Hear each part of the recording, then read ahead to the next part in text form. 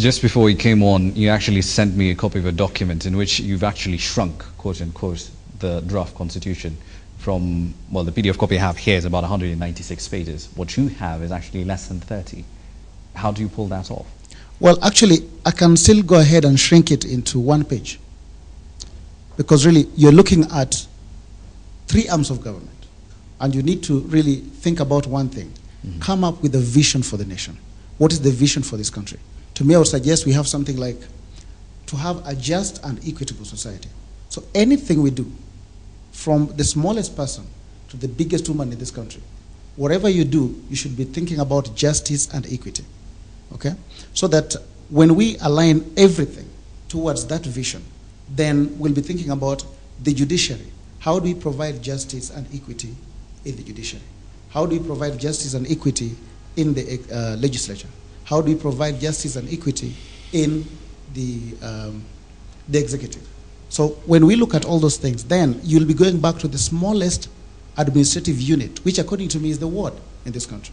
So you build all those things up to the highest man or woman in the country through the 3 arms of government. Let me ask you this. Would it be reasonable to expect a parliament that has gone rogue on quite a few occasions to actually build on that template and put in laws that the Kenyan voter, who is the supreme power in this land, quite frankly, would regard as just and equitable? These are the same individuals you're talking about who unilaterally jacked up their salaries when they got into parliament. Well, I think the committee of experts was supposed to have really taken this thing and run with it. Unfortunately, the composition of the committee of experts are lawyers. Constitutional making is not about law. It's actually common sense. And I think that's where we missed the boat. You actually need a very good HR specialist inside there. You need a strategy and a governance expert inside there. But what do we have in the committee of experts? Lawyers. It's not only lawyers who are supposed to really be coming up with that thing. So I don't necessarily blame the members of parliament. Actually, I go back to the people who were given the task of developing this document. Again, I may not blame them. What were their terms of reference? They were supposed to harmonize what other people had actually come up with. So essentially, in your view, they're already handicapped from the word go. From the word go.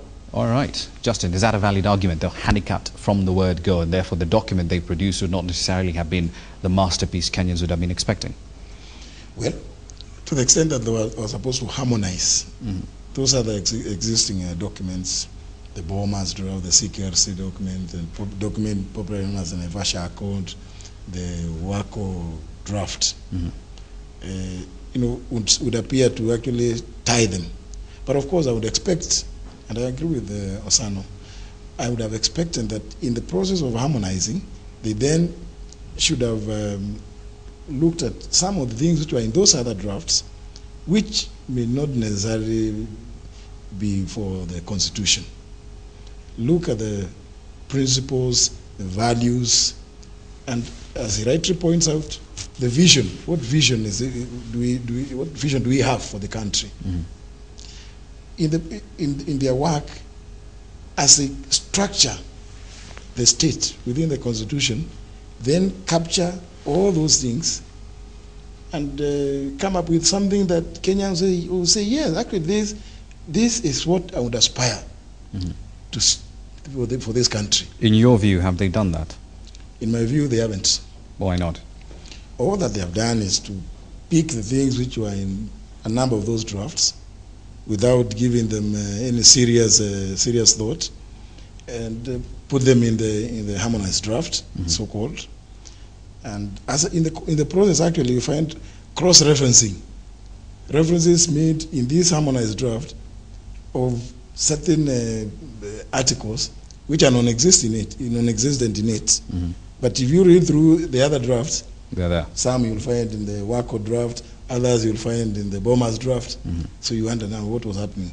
I'm actually hoping that these Saturdays will be useful to the committee, in that, when we have so many people writing to tell them, no, look, this is not for the Constitution. We don't think this would help a constitution of a stable nation.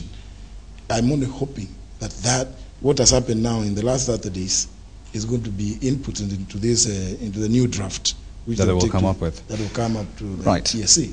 Miguna.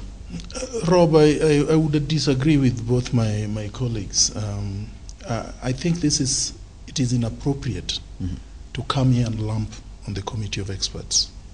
I think the Committee of Experts have done a very, very commendable job. I think that my colleagues have not written a constitution. If you were working under the time constraints, working under the statute that they are working under, and I've read that statute inside out, they have adhered very strongly to what the statutes provide. They were supposed to look at the drafts that exist.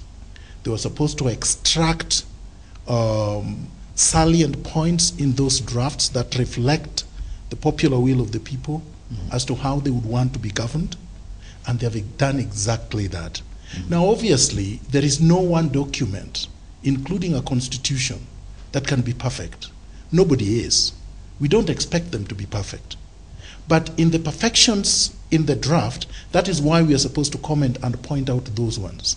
They are not as many as my friends would want us to believe. For example, they talk of values and vision. It is there in the preamble. What else would you want? It is less than a page long. Then, of course, they have carried systematically chapter to chapter on various issues that Kenyans have felt that they needed to see in the Constitution. For example, the Bill of Rights. There is nothing you're going to do but actually enshrine a Bill of Rights that protects rights, that entrenches freedoms, and that aspires to produce equity that my friend Osano was talking about. Now, people talk of length. What is wrong with a long document? You have to be able to tell me what in the document shouldn't be there. If you talk of cultural right, why shouldn't it be there in the Constitution? I have a Canadian Constitution and it has cultural rights. So you can't actually just argue that because you've read the Bill of Rights from the United States and it's 15 pages old, then ours must be 15 pages old. We are not the United States, and this is not just a Bill of Rights. You have to understand that in Kenya, we've not had a culture of constitutionalism. We've not had respect for human rights. We've not had respect for the law, the rule of law. In order to do that, you need to be able to spell things very, very, very clearly so that there is no mistake. A lot of people also read the draft, but they have not read the report that accompanied the draft. The report that accompanied the draft go chapter by chapter explaining why each provision is in the draft. All right, let me pick on a point you actually made. Why should it be, why is the length important, Osano? Well, the length is not really the issue. I'd like to really just take on some of the issues that Miguna was talking about here. In the harmonized draft, and what we know of what a constitution and what a governance in the country is, we have three arms of government. Now, when you look at what is in the harmonized draft, we have Parliament being given so much powers to do everything. You want to appoint a Chief Justice, Parliament must talk about it. You want to appoint judges, Parliament must actually pass this thing. You want to, there's so many things where Parliament goes back. And those are some of the things that, together with the team, we actually sat down and said, why don't we have, for example, the judiciary being with its own internal democracy so that they can govern themselves and not have one single person, in the name of the president, for example, appointing a Chief Justice whom he can use at will. So how then do you institute checks and balances in there, much less performance You can, metrics? the Pope is being elected by the cardinals. Why can't we have judges sitting down and coming up with one person, a first among equals, to become the Chief Justice? Why must we have the president appointing an individual and then Parliament goes to ratify or something? Right.